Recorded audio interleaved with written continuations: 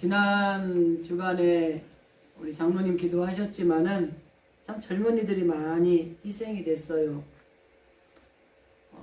우리 아이들만한 아이들, 그리고 아이들보다 어린 아이들이 그 과정이나 어떤 행동은 다 이렇게 제껴두고라도 참 그런 이 대한민국 땅에서 일어나지 않아야 될 이런 일이 일어났다는 게 얼마나 마음이 아팠는지 모릅니다. 우리 노예에서도 교인들 중에 청년들이 희생당한 교회들이 있어요. 그리고 저와 같이 노예 임원을 하는 교회 청년 자매도 이번에 희생이 됐습니다. 그러니까 이게 더 크게 몸에 와닿는 거예요. 그 실로암 망대가 무너져서 많은 사람들이 죽었죠. 그때 이렇게 묻습니다. 이 망대가 무너져 죽은 사람들은 자기들 죄 때문에 죽었습니까? 그때 여러 가지 말씀 중에 결국은 하나님의 영광을 드러내기 위함이다라는 말씀으로 성경은 정리가 됩니다. 그리고 이 사고가 과연 정말 우리에게 주는 교훈은 무엇일까? 많은 사람들이 아파하고 또 슬퍼하고 정말 어려워합니다. 그 현장에 있었던 사람들, 그리고 그들의 사람을 잃은 가정의 부모를 비롯한 가족들, 얼마나 그 마음을 우리가 헤아릴 수 없을 것 같아요. 우리하고 전혀 상관이 없는 우리들도 그런 이야기를 들을 때마다 혹은 그 영상을 볼 때마다 마음이 막 아파오는 거예요. 한 주간 여러분 우리가 많은 애도를 했지만은 특별히 정말 희생당한 그들과 그들의 가족과 정말 이 나라의 민족을 위해서 여러분들 기도 많이 하시기 바랍니다. 정말 우리나라 기도가 많이 필요할 때예요. 정치, 경제, 사회, 문화 그 사람들이 하는 거는 잘하고 못하고는 그들의 이야기라고 치더라도 우리 믿는 사람들, 우리 장로님 기도하신 대로 정말 우리 믿는 사람들이 기도할 때입니다. 저는 우리나라가 굉장히 위기 같아요. 안보도 그렇고 경제도 그렇고 외교도 보면은 좀 어려움을 당하는 것 같고 여러 가지로 위기입니다. 이 위기의 때에 나라와 민족을 구한 사람들이 누군지 아세요? 하나님을 믿는 믿음의 사람들이 기도로 이 나라의 민족을 여기까지 끌고 온 겁니다. 특별히 이 나라 민족을 위해서 여러분 기도 많이 하시고 11월 한 달 동안 제가 회복에 관한 말씀을 나누려고 하는데 정말 그 아픔 당한 이들의 마음속에 치유와 회복이 일어나기를 위해서 기도하시고 이 나라 이 민족을 위해서도 정말 쉬지 말고 기도하는 우리 진실의 성도들이 다 되어질 수 있기를 주님의 이름으로 간절히 기도드립니다. 제가 지난 2년 넘게 3년 가까이 코로나를 이렇게 지내면서 참 많은 어려움들이 있고 사람들이 많이 지쳐있고 힘들다라는 생각이 들어요. 저도 개인적으로 동일한 마음을 갖습니다. 자, 그럼 이런 시기에 삶의 자리에서도 그렇고 우리 신앙생활의 자리에서도 그렇고 정말 힘들고 어렵고 지쳐있고 이런 시기에 가장 필요한 게 무엇일까? 치유와 회복이라는 결론을 내렸습니다. 이제 우리가 그 힘들고 어렵고 아픈 시대를 지내온 이 순간 속에서 우리에게 필요한 건 여러분 우리 스스로도 치유가 돼야 되고 회복이 일어나야 되는 것입니다. 가정도 치유가 되고 회복이 일어나야 되는 거예요. 그리고 우리 교회도 이제는 신앙 안에서도 치유와 회복이 일어나야 되는 그런 시점에 다다랐다고 하는 것입니다.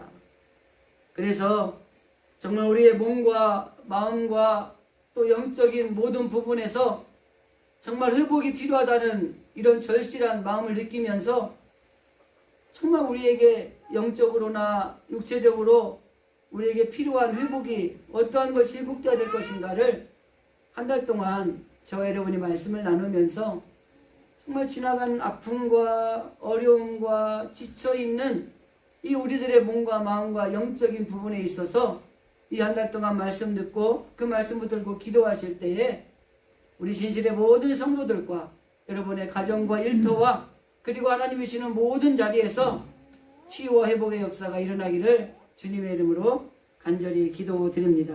아멘. 그래서 오늘은 회복의 첫 번째로 예배 회복에 관한 말씀을 좀 나누려고 합니다. 지난 목요일인가 총회 주제 세미나가 있어서 다녀왔습니다. 올해 총회 주제가 제가 9월 마지막 주인가 총회 주일 때 그 말씀 가지고 설교를 했지만은 예배를 회복하자는 겁니다. 복음의 사람 예배자로 살게 하소서. 이게 107회기 총회 주제입니다. 이 말의 핵심은 뭐냐면 우리가 예배를 잘 회복해서 복음의 사람으로 살아가기를 원한다고 하는 것이 이 주제의 핵심 내용입니다. 여러분, 복음의 사람이 되기 위해서 필요한 게 뭐가 회복이 되어야 되냐면 하나님과 우리와의 관계 예배가 회복이 되어야 된다고 하는 것입니다. 저는 첫 번째로 우리의 삶의 자리에서, 물론 생활의 자리에서도 회복돼야 될 것들이 많지만 모든 것이 강건하기 위해서 절대적으로 필요한 게 뭐예요?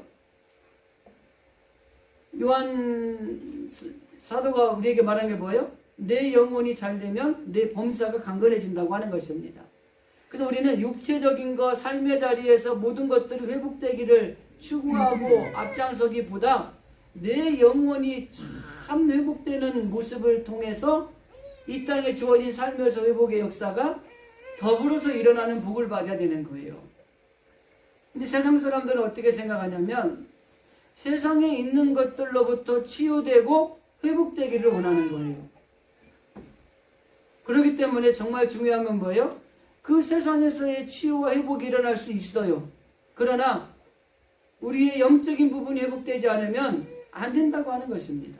그래서 내 영혼이 잘 된 같이 내 모든 삶의 자리에 범사가 잘 되기를 간구하는 것처럼 신앙생활에 우리가 회복되어야 될 것들이 회복되어질 때에 정말 이 땅에 살아가는 삶의 자리의 모든 것들이 회복되어진다고 하는 것입니다. 그래서 저는 첫 번째로 예배의 회복을 이루자라고 하는 제목을 가지고 오늘은 좀 말씀을 나누려고 합니다. 사람들이 살아가는 데 있어서 가장 중요하게 생각하는 게 목적입니다. 목적을 세우지 않으면 우리가 성공을 할 수 있는 확률이 떨어져요. 그래서 목적을 분명히 세운 사람과 목적 없이 달려가는 사람은 차이가 나게 되어 있습니다. 공부를 할 때도 목적을 가지고 공부를 하는 사람은 열심히 하게 되어 있어요. 목적이 없는 사람은 하다가 조금 힘들면은 그냥 포기해버리는 거예요. 에이, 뭐 다른 거 하지 뭘. 이런 일이 생기는 거예요. 목적이라는 건 굉장히 중요합니다. 그와 더불어 중요한 게 뭐냐면 열정입니다. 그래서 사람들은 누구든지 목적을 가지고 열정적으로 살기를 원하는 거예요. 목적을 세웠는데 열정이 식어지면 그 목적을 달성할 수가 없는 것입니다. 그래서 많은 사람들은 목적을 세워서 열정을 가지고 그 일을 이루기 위해서 애쓰고 살아가는 것이 이 사람들의 인생의 목적이라고 하는 것입니다. 그래서 이 열정을 잃어버리게 되면은 모든 것이 나태해지게 돼 있고 모든 것이 무기력하게 돼 있고 결국에는 포기하게 돼 있는 거예요. 그래서 우리는 이 열정을 회복하지 않으면 우리가 다시 일어날 수 있는 길이 열려지지 않는다고 하는 것입니다. 그래서 열정을 다시 회복할 때 의욕도 다시 생기게 되고 어느 곳에 가든지 우리가 영향력을 발휘할 수 있는 거예요.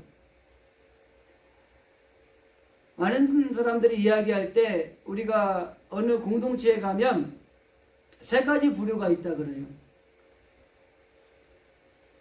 있으나 마나한 사람. 그러니까 그 사람은 존재 가치가 별로 없는 거예요. 영향력도 없는 거죠. 두 번째는 없어야 될 사람. 있으나 마나한 사람보다 더 못한 사람이에요. 그 사람은 이 공동체에 없어져야 될 암적인 존재예요. 이런 사람이 있어요.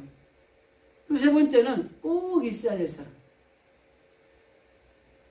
우리는 분명한 목적을 가지고 그 목적을 열정의식을 산 사람은 어느 공동체를 가든지 간에 꼭 있어야 될 필요한 사람이 되는 거예요.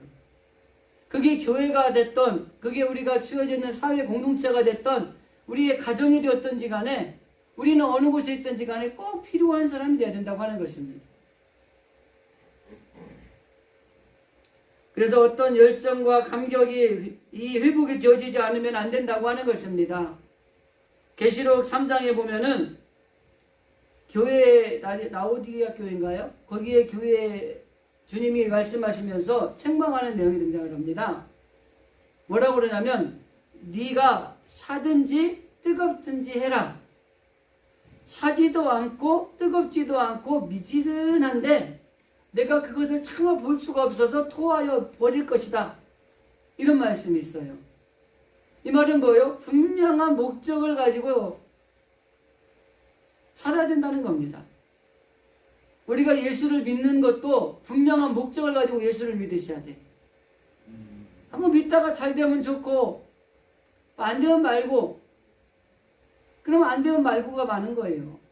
분명한 목적의식을 가지고 살아야 돼. 내가 왜 예수를 믿는가? 이 목적의식을 가지고 뜨겁든지 차갑든지 해야지 미지근해가지고 이것도 아니고 저것도 아니면 차마 그것을 하나님 볼 수가 없대요. 그래서 내가 토하여 내쳐버리겠다는 거예요. 그럼 우리가 예수 믿고 하나님을 섬기는 자녀들로서 이왕이면 분명한 목적을 가지고 그 열정을 이루기 위해서 전력을 다하는 그런 성도들이 되어야 된다고 하는 것이죠. 오늘 우리가 읽은 본문의 말씀을 포함하고 있는 요한복음 4장 1절에서 26절에 보면 예수님과 사마리아 여인이 만나는 과정의 이야기를 합니다. 이 여인이 사람들이 오도 가도 않는 시간에 이 우물에 온 거예요. 거기서 예수님을 만난 겁니다. 이 여자에게는 남편이 이미 5명이 있었고 지금 사는 남편도 있어요. 그러면서 이제 주님과의 대화를 하면서 이 여인이 깨닫습니다. 그러면서 그 여인이 예수님께 그 영적인 갈급함을 채울 수 있는 것이 무엇인가를 묻는 겁니다. 그리고 난 다음에 그 질문에 예수님이 그 영적인 갈급함을 해결해 줄 수 있는 걸로 오늘 본문에 있는 말씀을 하는 거예요. 바로 예배라고 하는 것입니다. 하나님 앞에 예배하는 것이 영적인 갈급함을 해결할 수 있는 길이라고 하는 것을 설명을 해주고 있는 것이에요. 그러면서 오늘 예배를 우리가 회복하기 위해서 영적인 갈급함을 해결하기 위해서는 어떻게 해야 될 것인가를 오늘 우리가 읽은 본문의 말씀을 통해서 몇 가지로 생각해 볼 수 있는 것입니다. 여러분 영적인 갈급함을 여러분 느끼고 계십니까? 하나님 앞에 예배를 회복해야 되겠다라고 하는 이런 마음들이 우리 마음속에 불같이 일어나고 있는지요? 이게 있어야 됩니다. 그래야 주님을 만난 이 사마리아 여인이 내가 지금 남편이 5이 있고 지금 사는 남편도 있지만 나는 여전히 갈급함을 느낍니다. 왜 그럴까요? 왜 이렇게 어려울까요? 어떻게 치유되고 어떻게 회복이 되어야 될까요? 이걸 물어보는 거예요. 그때 주님이 대화 속에서 하신 말씀이 뭐예요? 우리는 이 산에서 예배도 드리고 저 산에서도 예배 드리고 유대인들은 예루살렘에서 예배를 드린다고 하는데 그럼 우리는 어떻게 해야 됩니까? 이렇게 묻잖아요. 그때 주님이 하나님 앞에 예배를 회복해야 될 걸 이야기하면서 장소적인 이야기를 안 합니다. 사마리아에서 드려야 돼. 예루살렘으로 와야 돼. 잘못된 거야. 이게 아니에요. 그냥 다짜고짜 하는 얘기가 뭐예요? 영과 진리로 예배해야 된다는 겁니다. 그래야지 너의 영적인 갈급함이 해결이 된다는 거예요. 또 우리는 주님과의 관계에서 우리의 영적인 갈급함을 해결해달라고 기도하고 이런 뜨거운 마음들이 우리 가운데서 일어나는 게 우선적으로 되어져야 되는 거예요. 그냥 예배에 대한 갈급함도 없고 그냥 이것도 내가 잘하고 있는 것 같고 이 정도면 됐지 이렇게 만족하고 있으면 우리가 회복이 이루기가 어렵다고 하는 것입니다. 그런데 이 여인은 주님을 만나서 자기 영적인 갈급함을 토론한 겁니다. 그리고 주님은 그 여인에게 그 영적인 갈급함의 회복은 예배에 있다. 그리고 그 예배를 어떻게 드려야 되냐고 묻는 그 여인의 대답에 장소, 한시적인 부분이 아니라 바로 하나님 앞에 영과 진리로 예배를 드리는 그 예배에서 너의 영적인 갈급함이 해결될 수 있다. 다시 말씀드리면 당신이 치유되고 회복될 수 있는 길은 하나님 앞에 온전하게 예배 드리는 겁니다. 이렇게 얘기한 거예요. 지금 우리 예배 드리고 있잖아요. 그죠? 그럼 여기 예배 드리고 나면 영적인 갈급함이 해결이 되고 막 상처됐던 것들이 치유가 일어나고 그리고 좀 막 억눌렸던 무기력함, 나태함이나 힘들었던 것들이 회복이 되어지고 새 힘을 얻고 막 이래야 되잖아요. 근데 여러분 예배를 드리고 다시 성전을 떠나서 우리의 삶의 터전인 세상으로 가정으로 갈 때에 여전히 묵묵하고 막 막혀있고 묶여있다면 우리가 하나님 앞에 영과 진리로 온전하게 회복의 예배를 드리지 못했다고 하는 반증일 수도 있다는 거죠. 그래서 우리가 예배를 회복하기 위해서 여러분들에게 정말 우리가 어떻게 해야 되는 것인가를 몇 가지를 본문을 통해서 생각해 보려고 합니다. 첫 번째는 예배를 회복하기 위해서 우리는 하나님의 임재를 사모해야 합니다. 여기 사마리아 여인이 예수님이 어디서 예배를 드리냐고 물어봤잖아요. 이 산 자기네들은 사마리아에서 예배를 드리는 거죠. 우리는 여기서 예배를 드립니다. 근데 유대인들은 예루살렘 그 성전에서 예배를 드린다고 하던데 그러면서 이렇게 질문을 해요. 그럼 우리는 어디서 예배를 드려야 됩니까? 그때 예수님이 장소를 말하지 않고 하나님은 영이시니 영과 진리로 예배할지니라 이렇게 얘기를 하는 거예요. 그래서 이 영과 진리로 예배하는 곳 이것이 바로 하나님 앞에 회복을 누릴 수 있는 비결이라고 하는 것을 설명을 하고 있는 겁니다. 여기 신령, 영이라고 하는 것은 헬라어로 푸뉴마라 그래요. 푸뉴마. 이 푸뉴마라는 말의 뜻은 뭐냐면 성령으로 혹은 성령 안에서라는 뜻입니다. 우리가 하나님 앞에 예배를 드릴 때 성령을 의지하고 성령 안에서 예배를 드려야 된다. 이것이 바로 우리가 회복할 수 있는 길이다. 이걸 이렇게 말씀하시는 거예요. 그래서 하나님이 기뻐하시는 예배는 성령의 감동이 있는 예배예요. 여러분 예배 드리고 찬송하고 기도하다가 막 눈물 흘리고 막 기도하는 사람들, 찬양하는 사람들 있잖아요. 이 성령의 감동이 우리 안에 일어나는 겁니다. 그래서 하나님이 기뻐하시는 예배, 이 하나님의 임재가 있고 그리고 그 하나님의 임재는 우리가 그 성령님을 사모할 때에 하나님의 임재를 사모할 때에 그 하나님의 임재가 우리 가운데 이루어진다고 하는 것입니다. 그래야지 내 마음의 예배가 정말 우리 세상 표현으로 속 시원한 예배가 되는 거예요. 막혔던 게 팍 뚫리는 마음도 생기고. 열왕기상 18장에 보면은 이스라엘 백성이 하나님을 버리고 우상을 섬기니까 하나님이 그 이스라엘 백성들에게 역사하지 않는 시기가 있었어요. 그때 선지자가 엘리야예요. 엘리야가 이 바알과 아살의 선지자 850명과 정말 하나님이 역사가 누구에게 일어나는가, 하나님의 임재를 어떻게 해야 하나님의 임재가 우리에게 임하는가를 이 제단을 쌓고 우리 한번 기도해보자. 이 내기를 하는 거예요. 쉽게 말하면 대결을 하는 겁니다. 가지고 너희들이 먼저 해봐라. 그러니까 이 사람들이 막 그 제단을 쌓아놓고 막 자기네 신을 이름을 부르며 기도를 합니다. 850명이 기도했으니 얼마나 웅웅웅웅 거리겠어요. 그죠? 막 소리도 엄청나게 걸었을 겁니다. 그러다가 기도해도 불이 내려오지 않으니까 막 몸을 자해하면서 막 뭐 여러 가지 막 행동들을 하면서 이 불이 임하기를 기도를 하는 거예요. 이 불은커녕 성냥불도 안 켜지는 거예요. 이제 할 만큼 다 했지? 자, 이제 내가 하나님 앞에 기도를 할게. 그런데 그냥 하면은 별로 효과가 없으니까 이 제단 구렁이 이 도랑을 내잖아요. 그래가지고 물을 붓는 거예요. 그 제단에다가. 불도 잘 안 붙게. 기름을 부어야지 성냥만 탁 대도 이렇게 확 붙는데 물을 붓는 거예요. 물 부은 장작에 여러분 불 붙여보셨죠? 안 붙잖아요. 그 물을 흠뻑 부었더니 막 물이 흘러내려가지고 이 도랑 판대에 물이 그냥 은근하게 있는 거예요. 그렇게 해놓고 이제 엘리야가 기도를 하는 거예요. 하나님, 엘리야의 하나님 불을 내려달라고 기도하는 거예요. 이 불이 내려와가지고 그 모든 막 도랑에 있는 물도 핥아버리고 그냥 그 재단에 불이 내린 거예요.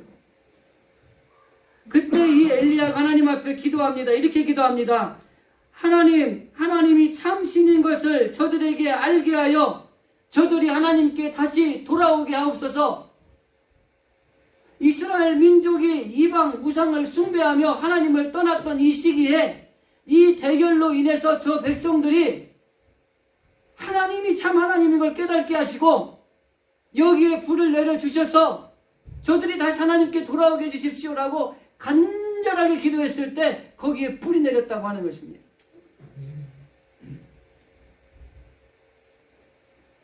하나님의 임재가 있을 때 변화의 역사가 있다고 하는 것입니다. 그러므로 오늘 이 시대를 살아가는 우리 진실의 성도인 저와 여러분도 하나님의 임재를 사모하며 간절하게 기도하는 것이 중요하다는 거예요. 거기에 성령의 불이 임하기를 원해야 되는 것입니다. 우리 가정에 성령의 불이 임해야 되고 우리 자녀들에게 성령의 불이 임해야 되는 것입니다. 우리 교회에 성령의 불이 임해야 되고 이 나라 이 민족 위에 불이 임해야 되는 거예요. 그걸 누가 합니까? 엘리야가 있어요. 엘리야가. 이 시대에 우리가 엘리야가 돼야 된다고 하는 것입니다. 아이고 목사님 무슨 말씀이세요? 엘리야는요 그래도 하나님 앞에 큰 영감을 받았던 사람이고 아이고 우리가 어떻게 합니까? 아니요. 여러분 히브리서인가요? 엘리야를 펼때 뭐라 그래요? 그도 우리와 똑같은 성정을 가진 사람으로서 엘리야 그분이나 나나 똑같은 거예요. 그러니까 엘리야에게 역사하신 하나님은 오늘 이 시대에 살아가면 여러분 각자에게도 동일하게 역사하시는 하나님이라고 하는 것입니다. 그러니까 핑계대면 안 돼요. 내가 이 대한민국을 살리는 엘리야가 돼야 되고 내가 이 한국교를 살리는 엘리야가 돼야 되고 내가 이 진실교를 살리는 엘리야가 돼야 되며 우리 가정을 살리는 엘리야가 돼야 되는 거예요. 그러면 가정만 생각해 보세요. 누가 엘리야가 돼야 될 것 같아요? 저는 우리 가정을 보면 제가 엘리야가 돼야 될 것 같아요. 우리 아이들 믿음이 아직은 약해. 가정에도 하나님이 세워준 믿음의 가장이 있어요.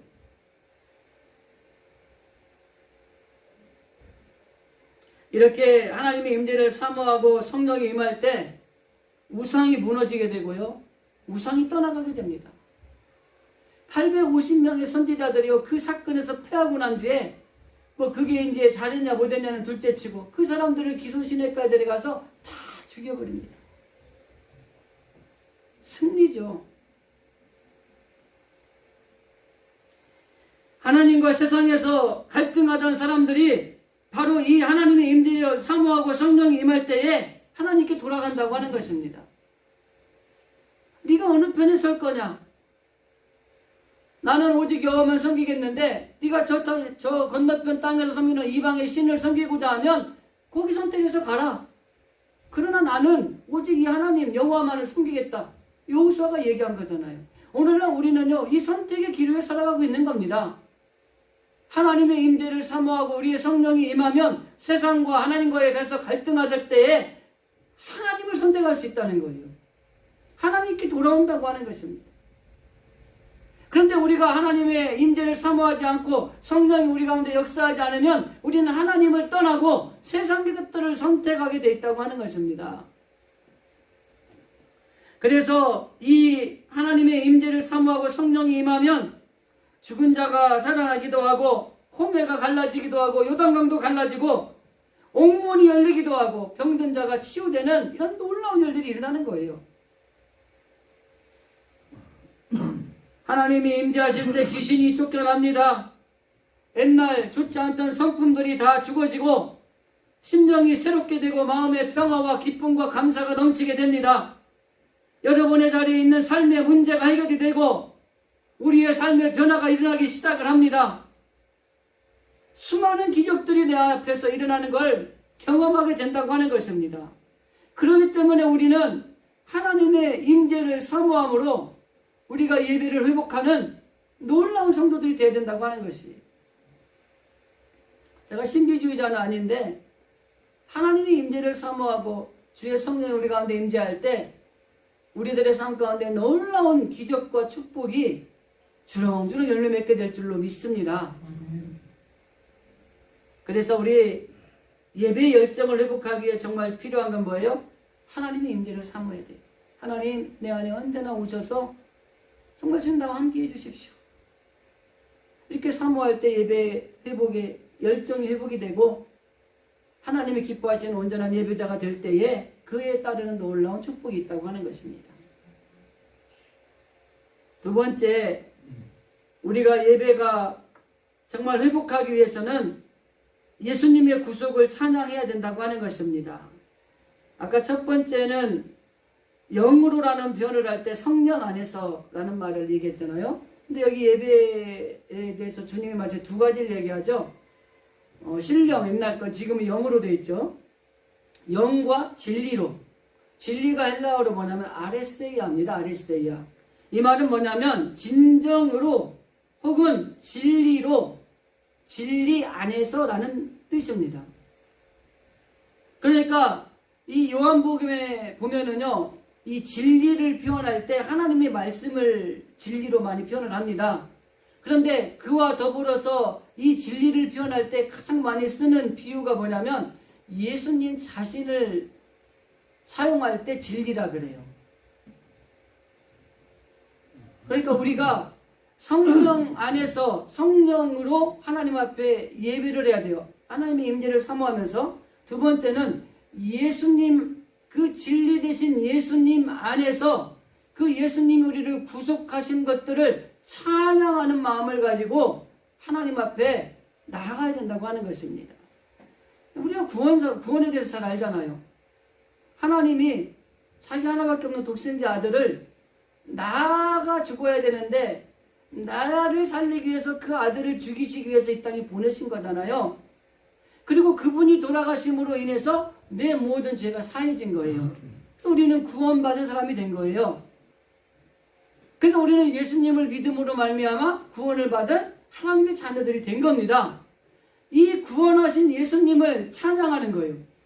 그래서 우리가 예배를 드릴 때 왜 예배가 자꾸 은혜가 안 되고 또 우리가 흔히 표현하는 말대로 하면 그 예배가 이 화석화돼 가고 있냐면은 예배의 대상이 잘못됐기 때문에 그래요. 예배라는 건 이 하나님께서 그 아들을 보내셔서 우리를 구원하신 그 하나님과 그 예수님을 높이는 게 예배입니다. 그런데 그 대상이 누가 됐어요? 물질이 되고 사람이 되고 눈에 보이는 것들이 되는 대체품이 된 거예요. 예수님을 찬양하고 예수님을 높여드려야 되는 자리에 세상의 것들이 다 자리 잡고 있는 거예요. 그러니까 우리가 예배를 드려도 화석화, 굳어버린 것처럼 되는 거예요. 감격이 없는 거예요. 감동이 없는 거예요. 그래서 우리가 예배의 대상이 누군가를 분명히 알아야 되는 것입니다. 예수님의 구속을 찬양하며 하나님과 예수님을 높여드리는 것이 예배라는 걸 우리가 기억하셔야 돼요. 나 자신이 드러나는 게 아닙니다. 내가 드러나는 게 아니라 거기에 예수님이 드러나야 되는 것이에요. 우리의 모든 어떤 모습이 드러나는 게 아니라 세상에 있는 것들이 들어가는 게 아니라 하나님이 높임을 받고 예수 그리스도가 그 예배의 주제의 핵심이 돼야 되는 거예요.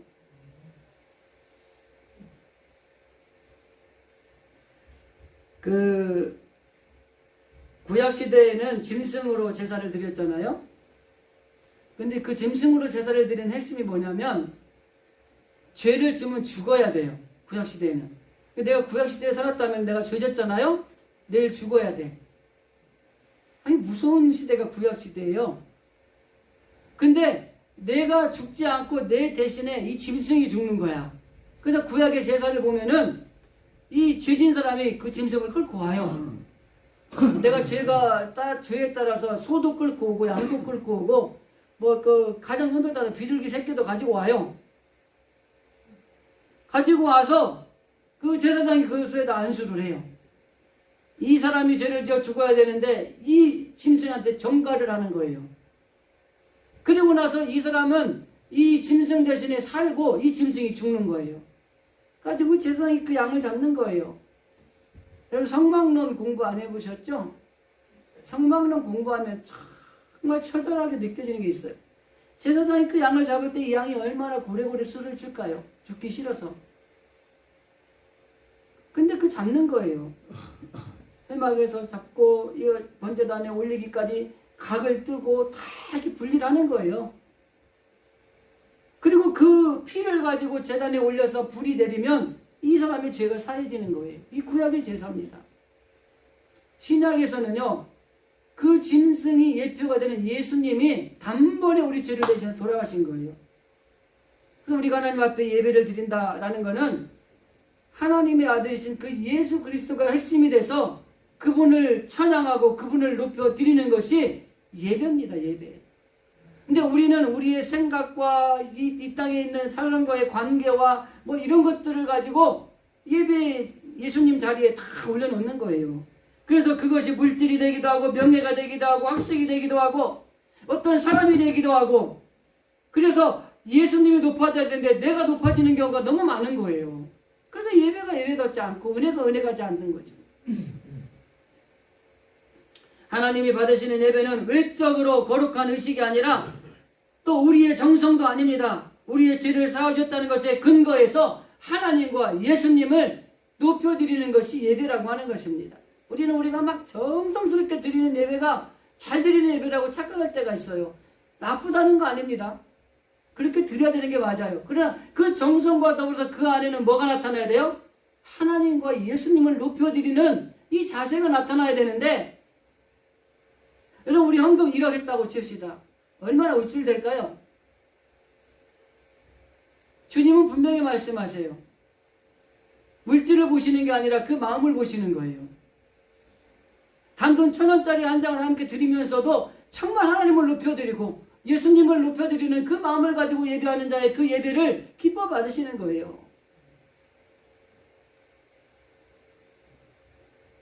빈야드 처치의 찬양사역자인 신디라는 분이 이런 말을 했습니다. 예배는 우리를 위해 드리는 것이 아니라 하나님을 위해 드리는 것이다. 찬양사역의 문제가 뭔지 아세요? 찬양사역을 하는 사람들이 잘못하면 자기들이 취해서 자기들이 혼자 은혜 받는 거예요. 하나님이 드러나야 되고 예수 그리스도가 찬양을 해야 되는데 잘못된 일이 있을 수 있어요. 그래서 이 빈야드 처치의 이 신디라고 하는 찬양 사역자가 자기가 그걸 깨달은 거예요. 우리가 드러나면 안 된다는 거예요. 제가 찬양 사역하는데 몇 군데 가봤는데 얼마나 멋있는지 몰라요. 찬양 사역하는 분들이 인기 짱이에요. 그들이 드러날 수 있는 거예요. 근데 우리는 이 찬양 예배를 통해서 하나님이 드러나야 되지 우리가 드러나면 안 된다는 거, 이거를 철저하게 깨닫고 찬양사역을 할 때마다 그는 기도한다는 것입니다. 예배 열정을 회복하기 위해 정말 필요한 것은 우리를 구속하신 그 하나님을 찬양하고 그분을 높여드릴 때에 우리의 예배가 회복이 되고 그 회복된 예배를 통해서 하나님 주시는 놀라운 축복이 임하게 될 줄로 믿습니다. 한 가지만 더 말씀드리면 우리의 희생이 뒤따라야 된다고 하는 것입니다. 로마서 12장 1절에 보면 예배에 대해서 이렇게 표현합니다. 너희 몸을 하나님이 기뻐하시는 거룩한 산제사로 드리라. 이는 너희의 드릴 영적 예배니라. 영적 예배를 드리는 것이 살아있는 예배가 아니라 산제사를 드리는 것이 영적 예배라고 하는 것입니다. 여러분 우리가 하나님 앞에 살아있는 예배를 드리는 것이 그게 영적 예배라는 거예요. 희생이 뒤따라야 된다고 하는 것입니다.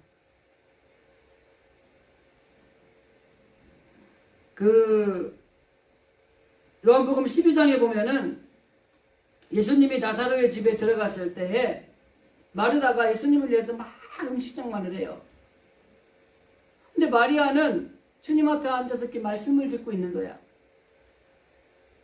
그러다가 자기가 갖고 있는 그 옥합 300데나리온, 노동자가 1년 일해야 버는 돈의 분량을 가치 있는 그 옥합을 예수님 앞에 깨트려 버려서 향내를 진동하게 만들잖아요.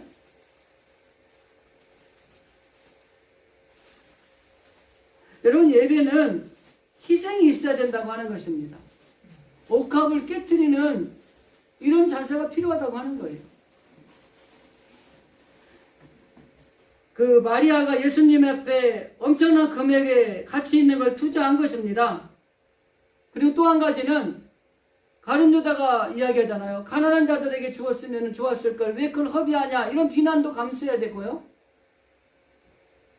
그리고 마르다로부터 쟤는 왜 일도 안 하고 예수님 말씀만 듣고 있는데요, 쟤 좀 뭐라고 혼내주세요, 이런 이야기도 들어야 되는 거예요.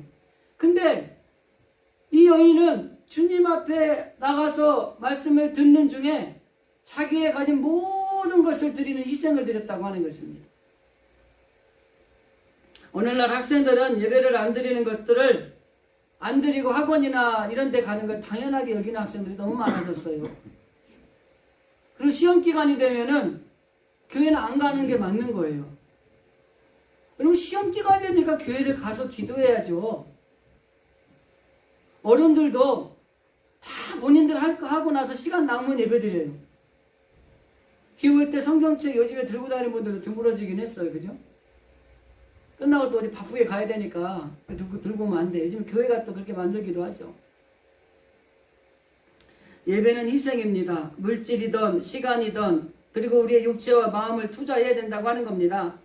내가 원하는 대로 하는 것이 아니라 주님이 원하는 대로 우리가 희생하며 따라가는 것이 우리의 예배를 회복하는 중요한 요소라고 하는 것입니다. 그래서 우리가 예배의 열정을 회복하기 위해 정말 필요한 것은 희생이라고 하는 것입니다. 영국의 찬양사역자인 레드먼이라고 하는 분이 하나님 앞에 선 예배자라는 말을 했습니다. 우리는 늘 예배를 드릴 때마다 내가 하나님 앞에 서 있다. 이런 자세를 가지고 하나님 앞에 우리는 예배 드리는 게 필요하다고 하는 거예요. 우리가 드릴 수 있는 최상의 것은 예배라고 하는 것입니다.